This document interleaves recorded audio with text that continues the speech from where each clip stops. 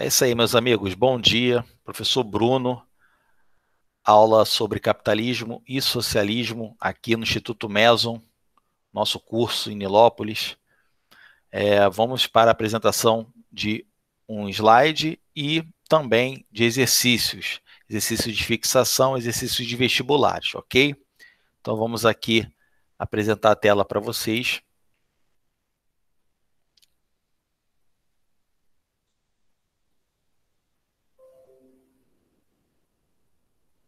Muito bem, tela devidamente apresentada. Então nós iremos para o nosso slide capitalismo versus socialismo. Diferentes sistemas socioeconômicos, nós vamos explicar, né, vamos fazer aqui uma aula retomando as características de cada um desses dois sistemas. Podemos observar que o capitalismo ele é um sistema socioeconômico que ele surge após o feudalismo. No que diz respeito ao socialismo, é um sistema socioeconômico que vai surgir mediante a construção e a configuração do capitalismo. Portanto, o socialismo ele só nasce porque houve o seu progenitor, no caso, o capitalismo. Então, ele vem para suprir as carências deixadas pelo capitalismo.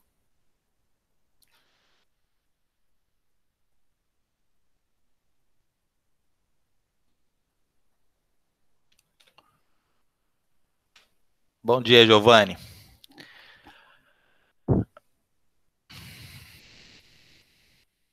Galera, o capitalismo ele tem alguns pilares que vão sustentá-lo. Então, essas características que, na verdade, norteiam o capitalismo. Primeiro, a propriedade privada. O Estado ele não tem uma grande intervenção na economia e muito menos na propriedade privada. Portanto, dentro do sistema capitalista, todos podem ter uma empresa e gerar emprego a partir dela. E também, obviamente, pagar os impostos ao Estado. É uma questão também prioritária. Você pode ter uma empresa, mas você precisa pagar os impostos. No capitalismo, a gente tem as classes sociais, que muitas das vezes são criticadas quando a gente tem uma concentração de renda específica. Então, essas classes sociais, elas acabam se formando devido à concentração de renda. Então, você tem, dentro do capitalismo, uma esfera onde existem pessoas que controlam essa renda e pessoas que trabalham para esses controladores, mediante um pagamento de salário. Então, esses pilares são propriedade privada, as classes sociais diferentes, dando a oportunidade de uma mudança nessa esfera social. Então, por mais que difícil que possa parecer, o capitalismo ele permite que você mude a sua esfera social. E a concentração de renda sendo determinada por uma lógica do capital. Mediante a tudo isso, a gente tem uma busca pelo lucro. O que é o lucro? O lucro é o somatório de riquezas mais o pagamento de salário. Quando você tem essa riqueza mais do que o pagamento de encargos, impostos, salários, você tem a obtenção do lucro, ok? Na lógica do capital, se você paga menos salário, você tem uma margem de lucro maior, ok? No capitalismo, a maioria dos meios de produção são privados. O que são meios de produção? São as fábricas, são os maquinários.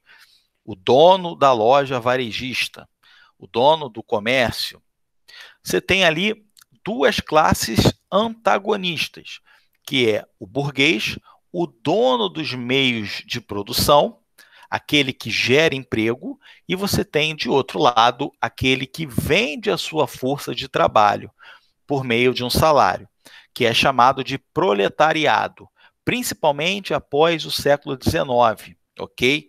Quando esse proletário ele precisa sair para a cidade em busca de um emprego, em busca de um salário, para poder sustentar a sua família.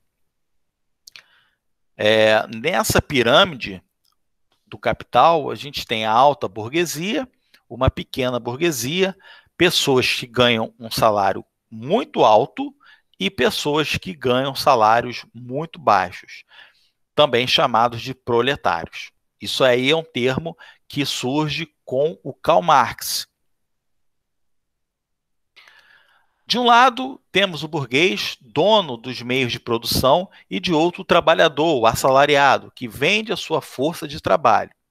E aí, galera, nesse slide, podemos observar que esse proletário e esse burguês, eles estão em lados opostos, cada um olhando para o seu próprio horizonte. De um lado, você tem um empresarista, um burguês rico, fumando seu charuto, e de outro lado, um proletário miserável, descalço, exigindo, né, melhores condições de vida e também de trabalho.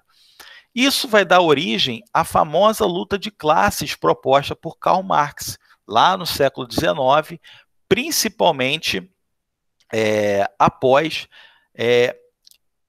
essa mudança na esfera de produção, ou seja, principalmente após a Revolução Industrial. Você tem ali a configuração dessas duas classes antagônicas, uma inimigo da outra. A predominância de salários, a predominância de assalariados e mal remunerados. E aí a gente tem uma outra coisa chamada de mais-valia, também proposto por Karl Marx. Alguém abriu o microfone aí? Pode falar.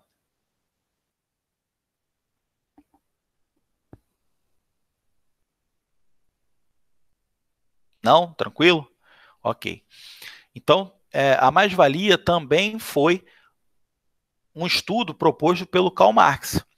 Sintetizando, o que seria essa mais-valia? Para o Karl Marx, o burguês ele lucra muito mais do que ele precisa e ele paga um salário muito menor do que o proletário precisa. Então você tem um trabalho muito forte, muito exigente, por muitas horas diárias, e no final um salário baixo. Como eu disse lá no início da aula, você tem um salário baixo, automaticamente esse lucro ele também vai ser maior. Então a corrente ela está indo em duas direções: baixos salários, altos lucros. Dá-se o nome de mais-valia.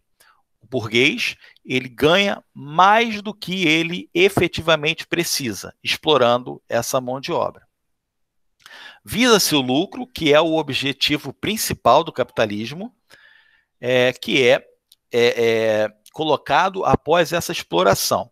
Vale lembrar, galera, que o termo exploração ele também não pode ser colocado somente como um viés pejorativo. Existe uma troca de funções. A pessoa recebe um salário, recebe dinheiro para ela também poder produzir. Então, essa relação de exploração, ela é caminho duplo, uma via de mão dupla. Porque se o dono da fábrica explora esse trabalhador, por outro lado, esse trabalhador ele também faz um serviço voltado para receber esse pagamento. Então, como eu disse, há essa troca. Eu trabalho para receber. O burguês ele paga para ter a sua empresa, a sua a sua ideia é feita, né? Então há essa relação interpessoal. O lucro não é obtido com o trabalhador, pois o custo também deve ser pago pelo burguês. Como eu disse para vocês, para esse cara ter um lucro na ótica capitalista, ele tem que investir também, né? Então ele precisa fazer investimento.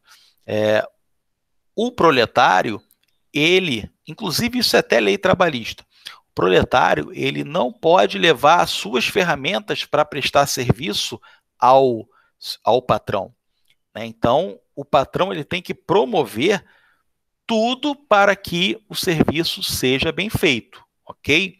Então, vamos imaginar que um engenheiro vai fazer uma obra e ele tem que levar o cimento. Isso não existe. Então, isso também é a cargo do dono da empresa. Como eu disse, oportunidade de mudança na esfera social, ok? Então, você tem a oportunidade de mudar a sua esfera social mediante o seu trabalho, mediante o seu estudo e por aí vai. Como eu disse, não é o objetivo nosso fazer aqui uma apologia ou uma depreciação. A questão é analisar na teoria. Na prática, sabemos aí que pode funcionar, mas também pode não funcionar.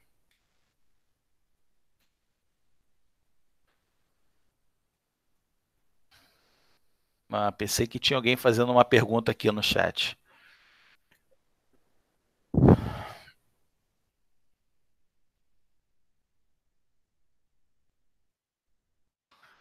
Bom, tecnologia e trabalho.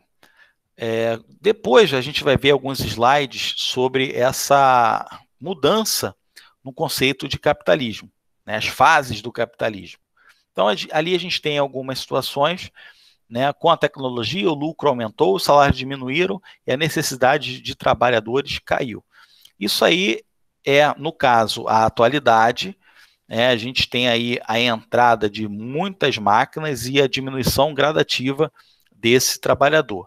Isso acontece principalmente após a década de 1970, quando a gente tem uma coisa chamada globalização. O aumento dessa tecnologia e a gradativa eliminação do trabalho humano dentro dessa lógica. Isso é importante porque, dentro dessa nova conjuntura, ela obriga o trabalhador a se especializar. Eu costumo sempre dizer, dando um exemplo a respeito do ônibus, o ônibus que a gente pega. Há 20 anos atrás, todo ônibus tinha obrigatoriamente um cobrador. Com a evolução, esse cobrador ele foi sendo gradativamente substituído pela máquina de Rio Card. Então, essa máquina ela faz o serviço de cobrança e atrelou ao motorista a função também de cobrar. Então, olha só, quando eu olhei ali, quando eu li para vocês, com a tecnologia o lucro aumentou, o salário diminuíram e a necessidade de trabalhadores caiu. Esse cobrador que não se organizou, que não se estruturou, que não tirou a carteira de habilitação D para poder ele passar a dirigir ônibus, ele ficou desempregado.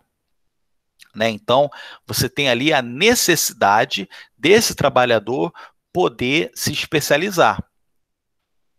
O desemprego estrutural é maior nos países subdesenvolvidos. Gente, desemprego estrutural, isso vem de base, estrutura. Por que isso é notório em países subdesenvolvidos? Porque esses países subdesenvolvidos, eles não produzem tecnologia, e sim compram essa tecnologia. Portanto, esse trabalhador, ele automaticamente ele não consegue entrar dentro desse mercado de emprego. Então, a própria estrutura do país é uma estrutura deficitária. Eu cito até o exemplo do Brasil. O Brasil ele é um país que tem desemprego estrutural. Você tem poucas pessoas conseguindo o acesso a bons empregos. Pessoas, principalmente, que vêm de baixo. devido a uma série de coisas. A escola pública, ela atende efetivamente a todos nós? Podemos observar agora, nesse momento, né? Pessoas que estudam em colégio público estão tendo dificuldade em acessar as aulas online. Então, isso dificulta o quê? O aprendizado do cara. Então, na estrutura, ele sempre vai ser o quê? Uma pessoa com problemas em arrumar emprego. Então, você tem o desemprego estrutural. Existe outro tipo de desemprego, o desemprego conjuntural, que é da conjuntura do momento, né? Você tem ali, por exemplo, várias pessoas que perderam emprego por causa da pandemia. Tiveram, por exemplo, o shopping. O shopping está fechado devido à conjuntura da pandemia. Então, você tem ali vários vendedores que perderam emprego, né? Então, é bem importante a gente analisar o desemprego estrutural, que é de base, que é desde quando a gente nasce, e o desemprego conjuntural, que é o que está acontecendo agora devido à pandemia. No Brasil, a atividade econômica aumentou, mas os empregos não.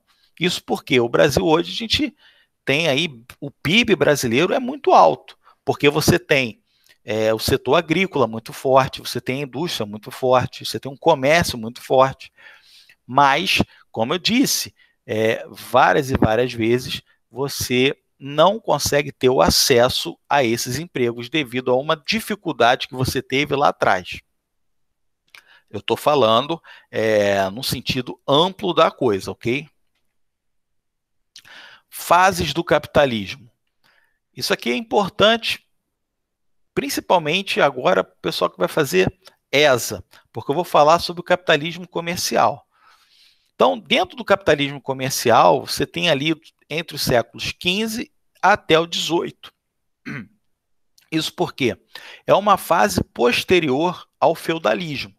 Então, lá no período feudal, galera, a produção ela era baseada na agricultura, né? E a economia era baseada na agricultura, e você tinha ali um escambo, a troca. Quando a gente passa para a Idade Moderna, com a criação dos estados nacionais, automaticamente a busca por riquezas ela vai aumentar, porque a demanda social também aumenta. Você tem um grande crescimento populacional na Europa na Idade Moderna, ok? Então a demanda ela também aumenta. Consequentemente, a busca por melhores condições econômicas ela também vai aumentar. Então você tem ali dentro do capitalismo comercial, que a gente chama na história de mercantilismo, ok? Capitalismo comercial é um termo mais que geógrafo gosta de utilizar. A gente aqui na história a gente chama de mercantilismo. Não havia industrialização e você tem ali algumas características. Por exemplo, o controle estatal da economia era atrelado ao rei. É a fase do absolutismo monárquico. Então você tinha ali um rei controlando todas as esferas. O protecionismo, que era proteção dentro do mercado interno. Por exemplo, o Brasil ele era colônia de Portugal. O Brasil ele era protegido por Portugal de ter acesso a mercadorias de outros países.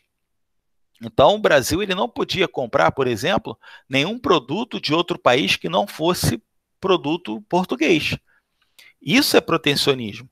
E aí você tem também o metalismo, que no viés do mercantilismo é exatamente o quê? A busca por metais preciosos. Metais preciosos é dinheiro em espécie naquela época. Então, quanto mais um país tivesse reservas de metais preciosos, mais rico ele seria. A noção financeira era muito voltada para essa questão de metais preciosos. Balança comercial favorável é a ideia que é importante porque nessa balança comercial, o país, a nação, ela tem que vender mais e comprar menos. E é exatamente o que vai configurar o quê? A ideia do lucro. Então você tem uma balança que fecha no positivo, porque o seu estado ele vendeu mais do que comprou, ok?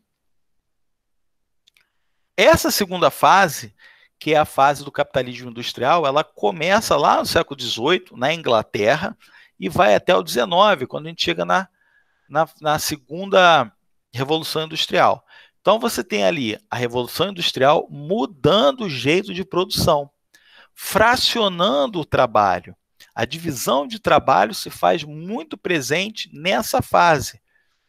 Então, você tem ali, nesse século XVIII, a Revolução Industrial, por volta ali de 1760.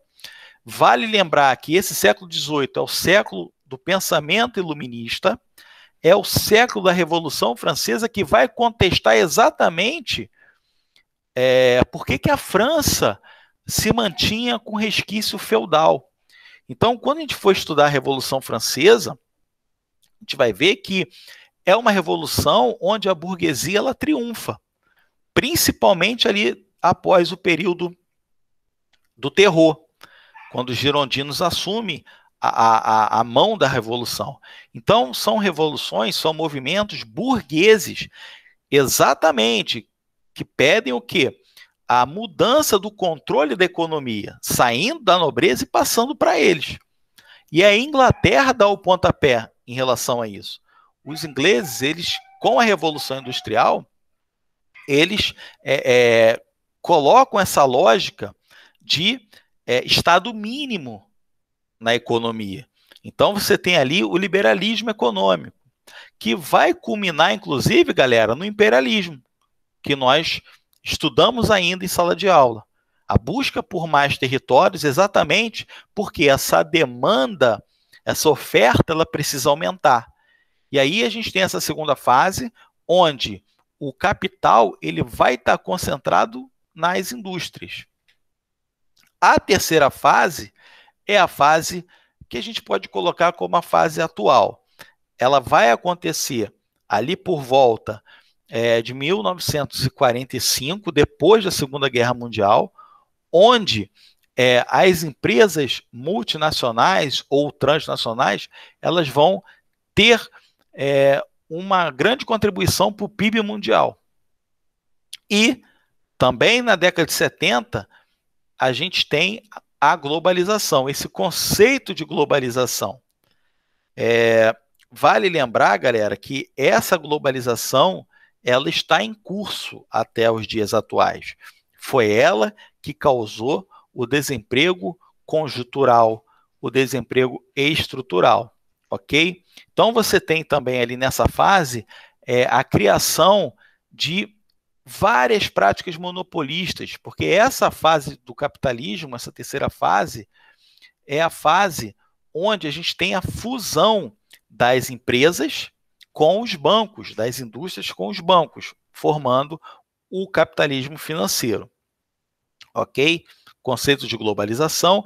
E a partir também da década de 70, isso é muito importante, a gente vai ter um novo jeito de fazer a economia, com as privatizações oriundas do neoliberalismo. Então, você tem ali, na segunda fase, o capitalismo industrial, você tem o liberalismo econômico, e nessa terceira fase, você tem o neoliberalismo, ok? Bom, são conceitos parecidos, porém, no neoliberalismo, além da não intervenção do Estado na economia, ainda tem o princípio de privatizações. Então, você tem nos Estados Unidos, no governo do Ronald Reagan, na década de 70, 80, várias empresas norte-americanas sendo vendidas, e lá na Inglaterra, na década de 70, com a Margaret Thatcher, a dama de ferro, a primeira-ministra. E aqui no Brasil, esse conceito neoliberal ele vai chegar na década de 90 com o Fernando Collor de Mello e depois com o FHC, governo Lula.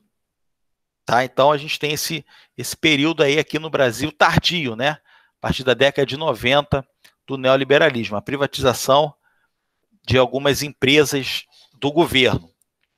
Vale do Rio Doce, a CSN, a Embratel, o Banerj aqui no Rio de Janeiro, o Banespa lá em São Paulo, enfim, uma série de empresas que foram vendidas para atender essa nova lógica do capital. Etapas de evolução capitalista. Aí a gente tem primeiro o feudalismo, onde não havia esse conceito de lucro, porque as relações eram feitas por troca. Aí depois o capitalismo industrial ali por volta de 1850, 60, esse capitalismo industrial, ele a princípio, acontece na Inglaterra, devido aí algumas situações favoráveis, né? A Inglaterra tinha boas jazidas de ferro, de carvão, tinha mão de obra barata, os cercamentos, as terras comunais passaram a ser direcionadas a grupos específicos para a produção de lã. Então você tem ali, por volta do final do século XIX já, o capitalismo financeiro, monopolista. Então, é um quadro aí que eu coloquei para elucidar apenas. Aí esse material ele vai estar disponível na plataforma, então depois vocês, com mais calma, vocês vão analisar. Falar um pouquinho de divisão internacional do trabalho, né, da DIT. Você tem ali a metrópole, após o processo de expansão marítima, e, de outro lado, a gente tem as colônias, no caso do Brasil, as colônias de exploração. Então, vamos entender aqui. Vamos olhar primeiro para as colônias. Você tem ali, metais preciosos indo em direção à metrópole, especiarias e escravos indo para a metrópole e voltando como manufatura. Vamos falar aqui em relação ao Brasil, no caso. O Brasil ele produzia cana-de-açúcar e o açúcar ele era um bem manufaturado. Então, essa cana saía para Portugal e voltava na condição de açúcar refinado. Isso é uma manufatura, ok? Então, nessa divisão internacional do trabalho, você tem a colônia ela cedendo matéria-prima e comprando as manufaturas.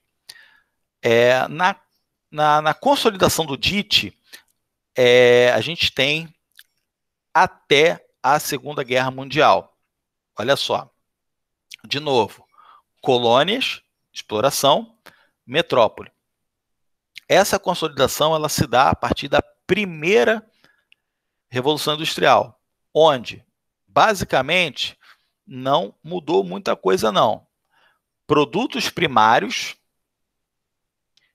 matéria-prima, agrícola, minerais e combustível fóssil, tá? E voltava produto industrializado. Então, você tem ali a diferença que no comercial voltava em manufatura e no industrial volta com produtos industrializados. Tá? Por exemplo, automóveis, locomotivas a vapor. Então, voltava. Não dá para você fazer um automóvel em manufatura, você precisa ter maquinário. Né? Então, por isso que é produto industrializado. Capitalismo financeiro, a DIT clássica. Aí você tem, olha só, uma mudança de nomes. Sai a esfera da colônia e viemos para países. Isso porque não existe mais o conceito de colônia. Tá? Os países que eram antigas colônias conseguiram a sua emancipação. No caso da África, isso vai acontecer após a Segunda Guerra Mundial, devido ao enfraquecimento dos países europeus com a guerra. Tá? Então, países como a Índia, como a China, vão conseguir a sua independência muito porque os europeus estavam enfraquecidos. Perfeito? Então, olha só, países subdesenvolvidos, eles fornecem produtos primários, agrícolas, minerais e fósseis. E depois eles são obrigados a comprar produtos industrializados e passam a ter investimentos de países desenvolvidos. Só que esses investimentos acontece somente em áreas estratégicas, tá? E empréstimos numa quantidade reduzida com juros altos. Isso vai acontecer, galera, aqui no Brasil, ali durante o governo do General Dutra, durante o governo do JK, tá? Então, nesse momento aqui no Brasil, a gente tem um aumento da dívida externa, inflação galopante. E a nova DIT, que vem a partir ali da década de 70, conceito de Guerra Fria também embutido, né? Os países subdesenvolvidos, agora, eles também são industrializados. Então, eles têm algumas indústrias. Então, eles vão oferecer produtos primários, produtos industrializados, capitais, royalties e lucros. Então, eles vão, digamos assim, eles vão se associar com algumas empresas dos países desenvolvidos, no caso dos royalties. Pô, a gente está careca de saber desse royalty do petróleo aí, que a Petrobras, o que ela ganha com os royalties é insuficiente. Mas, como nós temos uma economia atrelada a esse comércio internacional, a gente acaba, né, tomando prejuízo. Vem a globalização, e aí a gente tem os produtos industrializados de alta tecnologia. Por exemplo, celulares, carros, eletrodomésticos, eletroeletrônicos, maiores investimentos, e o capital ele passa a ser mais especulativo, né? Então, por exemplo, todo dia no Jornal Nacional fala do dólar, que o dólar aumentou, que o dólar diminuiu, né? Então, a economia ela está muito atrelada ao setor financeiro. Isso vai acontecer, galera, essa nova DIT, principalmente ali no governo militar, aqui no Brasil. Então, esse governo militar, ali por volta dos anos 70, começa com Médici, Geisel, Figueiredo, a gente tem ali uma grande concentração de capital externo, juros altíssimos. Tanto é que, segundo o governo da época, nós vivemos um milagre econômico, quando o Brasil crescia 9% ao ano. Só que esse milagre econômico ele acaba exatamente ali por volta de 73, 74, quando a gente tem a alta do barril de petróleo nos países da Arábia. Então, realmente, o Brasil ele cresceu muito no governo Médici, só que esse crescimento ele é um crescimento fictício, porque ele acaba em 74 e o que nós sofremos nos anos 80? A década perdida. O governo Sarney, com vários planos econômicos, nenhum deles dava certo. Por quê? Porque a crise ela se alastrou desde o governo militar.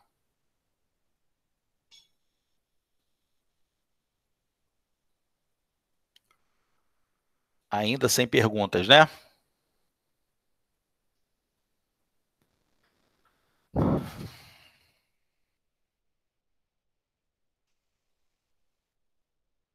Então, vamos lá, vamos dar prosseguimento aí.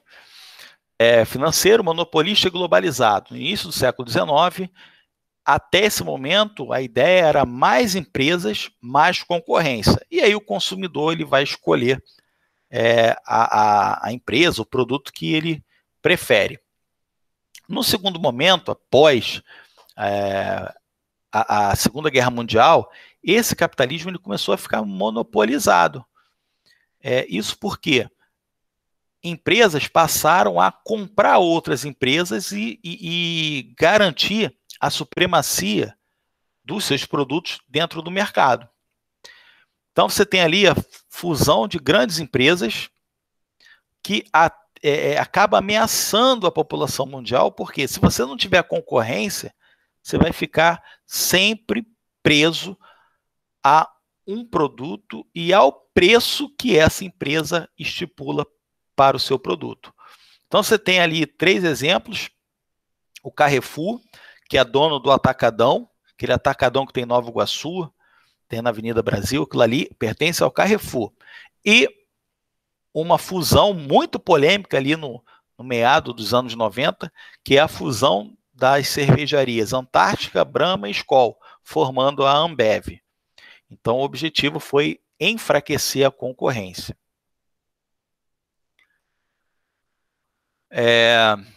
Poder financeiro dos capitalistas. Populações dependentes do dinheiro do sistema financeiro.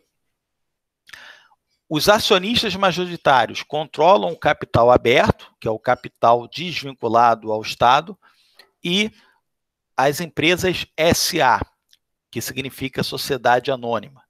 Então, toda vez que você vê uma empresa, ela tiver no finalzinho SA, significa que ela é uma sociedade anônima. Ela não tem um dono, e sim um grupo que vai gerir.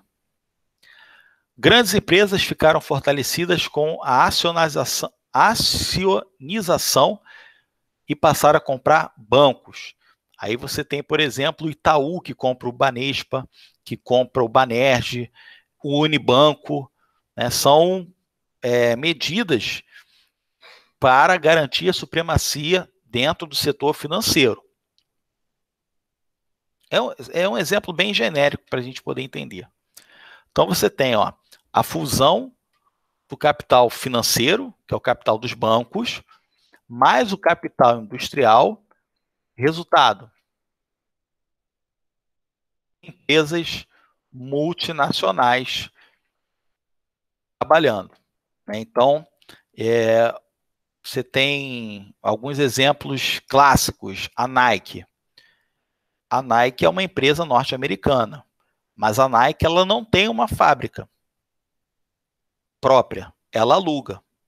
Lá no Sudeste Asiático, ela chega lá em Taiwan e fala assim, eu quero produzir tantos tênis, toma.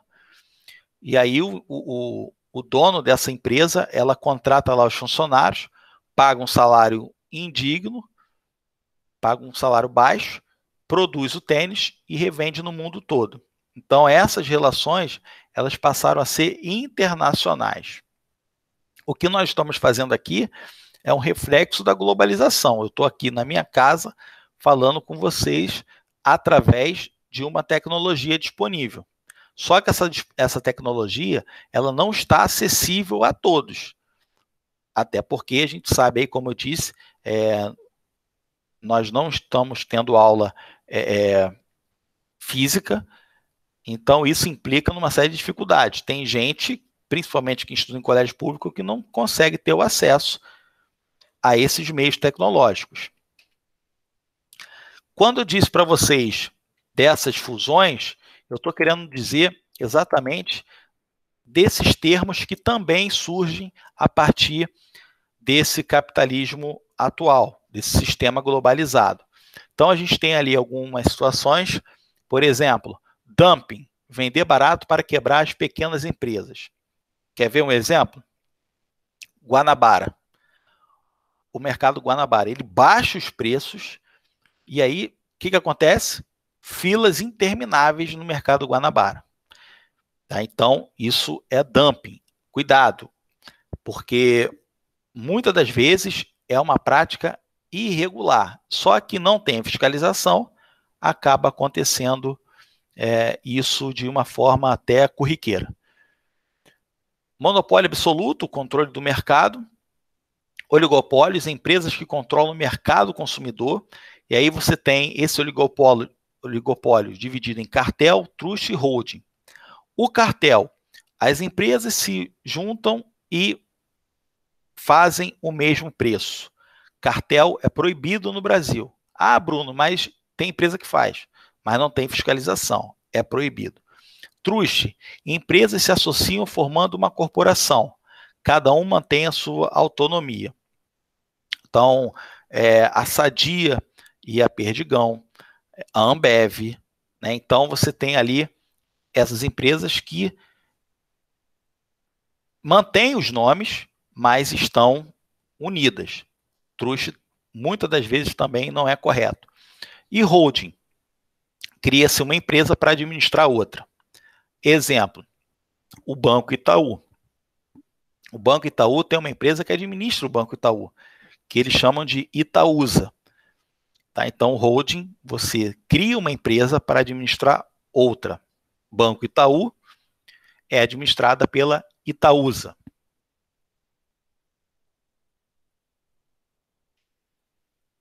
E o socialismo agora, que é, digamos assim, né, a oposição. O socialismo ele foi criado porque o capitalismo estava sendo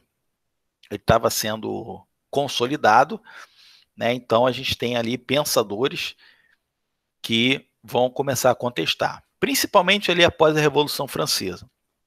O socialismo, o anarquismo são teorias que vêm devido à Revolução Francesa.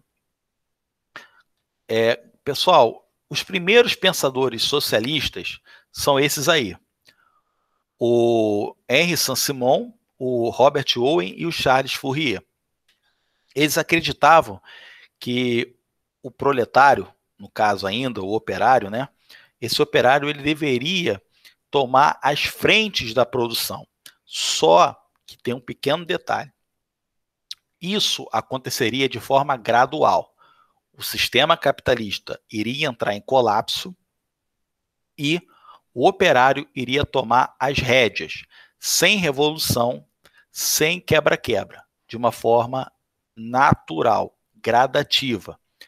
Isso não aconteceu, portanto, devido a esse fato, eles passaram a ser chamados de socialistas utópicos, porque não aconteceu essa transposição de uma forma pacífica. Muito pelo contrário. São esses três aí. E o socialismo científico, que efetivamente ele acontece de fato lá na Rússia em 1917. Os principais pensadores é o Marx e o Engels. Os dois alemães, tá? Os dois alemães. Surge como alternativa do capitalismo. Deveria ser implementado a partir de uma revolução, ou seja, uma revolução onde esse operário, que agora é chamado de proletário, a classe dos proletariados, deveriam se revoltar e tomar o controle das fábricas. Isso porque o Marx ele vai dizer que os burgueses tiveram sucesso na Revolução Francesa e os proletários devem seguir esse sucesso, garantindo a supremacia do bem comum, né? A coletivização dos meios de produção. Ao contrário do capitalismo, que é privada, no socialismo, os meios de produção são garantidos pelo Estado. Os operários se revoltariam contra os burgueses e estabeleceriam a ditadura do proletariado.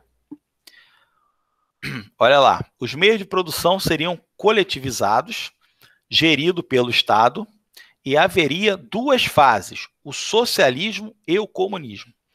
Muita gente não sabe a diferença entre um e outro, né? Então, quem não sabe, sai jogando as palavras ao vento. Na verdade, o socialismo é uma etapa necessária para chegar ao comunismo.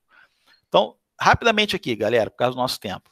O socialismo, ele é uma fase em que o Estado, ele garante o bem-estar social. A eliminação gradual das classes sociais. Ninguém ia ser bilionário e ninguém ia passar fome. Tá? Então, essa fase é uma fase de transição. Quando tudo estivesse resolvido, entraríamos na fase do comunismo, onde o Estado não existiria mais. Existiria apenas o conceito comum. Cada habitante estaria tendo a liberdade de praticar o seu trabalho. O Estado não iria gerir mais nada. Ok? Então, quando falam assim,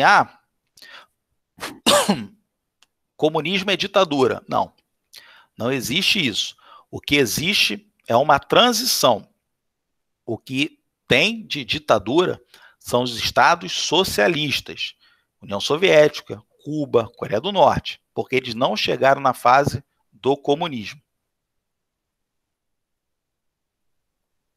E provavelmente nunca irão chegar, né? Por causa da burocratização do Estado.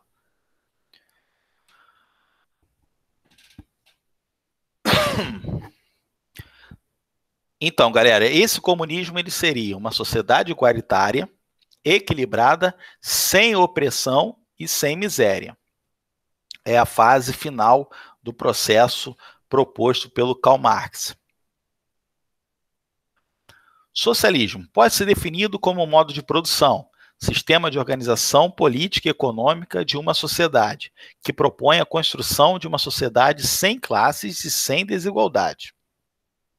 O socialismo defende que entre todos que vivem em um local devem estar em pé de igualdade em riquezas, trabalho e distribuição de propriedade, ou seja, defende a extinção da propriedade privada. O socialismo defende uma sociedade onde os problemas, desemprego, miséria, violência, que não existe, né? Defende essa teoria. Defende também o controle da produção pelo Estado. O socialismo é totalmente contra a exploração do trabalhador. O socialismo defende a extinção da propriedade privada. O Estado passa a ter o total controle da produção, com o compromisso de garantir à população a distribuição justa de bens e serviços, como saúde, educação, habitação e etc. A grande questão temos que entender o seguinte, amigos, existe o que está escrito, existe o que está sendo escrito e existe a prática. Então, você tem que saber separar a prática do que está escrito. Tá? Então, quando você fala que Cuba, que União Soviética, Coreia do Norte, que o Vietnã tem problemas, é porque o que está escrito não foi, de fato, colocado na prática. Ok? Então, existe uma diferença muito grande entre a prática e a teoria, assim como no capitalismo. Temos até abrir um parênteses aqui. Temos um viés meio marginalizado do socialismo. Por quê? Porque o capitalismo ele vigora praticamente em 95% dos países do mundo, inclusive no Brasil. Então, como ele vigora no Brasil, nós temos muito mais notícias sobre o capitalismo. Né? E automaticamente, o que acontece? A marginalização de um outro sistema. Ok? Então, tem que procurar entender essas ideias aí. O símbolo da foice, o martelo, seria a união, né? O martelo, no caso, a união do proletário, a união do trabalhador rural, trabalhador urbano, perdão, e a foice do trabalhador rural. Ok? Então, essa junção. O vermelho é um símbolo que remete a sangue. Então, se a gente for buscar lá na história, por que a bandeira é vermelha? Porque essas manifestações elas foram reprimidas com violência. Muitas pessoas morreram devido a essas violências, e essas pessoas sangram, né? Então, por isso que é o vermelho é uma alusão ao sangue, o martelo do trabalhador urbano, do proletário, e a foice do camponês. O primeiro país foi a União Soviética, 1917. A partir de 1917, a Rússia faz a revolução, mas é lá em 24 que a União Soviética está formada efetivamente. Durante esses anos, 1945 até 1991, ou seja, depois da Segunda Guerra Mundial, a gente tem uma ordem bipolar, a famosa Guerra Fria, que é tema da nossa próxima aula, ok? Guerra Fria. Essa ordem bipolar entre os Estados Unidos e a União Soviética. Não existe mais a União Soviética desde 1991, devido a exatamente essas falhas na burocracia. O que foi escrito não foi colocado em prática. ela deixou de existir em 1991, agora é a Rússia. Pilares: estatização, as propriedades privadas devem ser levadas para o governo, tá? Você tem ali uma economia planificada, essa economia ela é planejada pelo Estado para atender às necessidades de cada indivíduo. Quando a gente teve a aula de crise de 29, o mundo todo capitalista se afetou, menos a União Soviética, porque a economia era planejada. Cada momento, investimento financeiro era em uma determinada área. Então, por isso que eles não sentiram os efeitos, porque essa economia não era vinculada à Bolsa de Valores. Pleno emprego, todos com direito a emprego, a saúde, educação e relação social. Eliminar gradativamente a luta de classes, existindo uma classe só. A Rússia foi o primeiro país a adotar, em 1917. Em 22, galera, eu falei 24, desculpa, confundi aqui. Em 22, a União Soviética ela se forma com mais 15 repúblicas do leste europeu. E aí a gente tem essa União Soviética. A Rússia mais 14 repúblicas. Após a Segunda Guerra Mundial, você tem ali o leste europeu sendo incorporado e o início da Guerra Fria. Os países que adotaram o sistema apresentaram durante décadas indicadores sociais econômicos semelhantes aos países capitalistas ricos, com destaque para as áreas de educação, saúde, transporte e comunicação. Como eu disse, né, no início, o negócio transcorria de certo ponto até bem. Tem aí a ordem bipolar, Estados Unidos liderando essa parte amarela e a União Soviética liderando essa parte rosa. Mas isso aí a gente fala melhor na aula que vem, que é Guerra Fria. Só para a gente ter uma ideia aí, uma noção do mapa. Bom, para encerrar o raciocínio, um quadro aí, diferenças básicas aí para a gente decorar. Objetivo: reproduzir capital, propriedade privada, a economia de mercado. O Estado não se envolve em questões econômicas. O Estado ele arrecada imposto, tá? Ele garante necessidades básicas, mas a economia gira livremente. A sociedade é dividida em classes e o pluripartidarismo, o que dá noção de democracia. No socialismo, o objetivo é bem-estar social. Você não tem a obrigatoriedade do lucro. A propriedade é do Estado, a economia é planificada, é uma sociedade que não teria classes e o monopartidarismo, o que dá a intenção de ditadura. Porém, repito, o socialismo é uma etapa para o comunismo, onde haveria a democracia sendo colocada em prática, ok? Então, tem que entender o seguinte: existem as diferenças, comunismo e socialismo. Nesse slide também tem aí alguns exercícios, mas em virtude do nosso tempo, que é curto, eu vou deixar para vocês esse material disposto lá na plataforma Classroom. Tá ok, galera? Muito obrigado a todos que ficaram aí com a gente. Essa aula ela vai ser colocada lá na plataforma. Agradecer aí vocês pela atenção.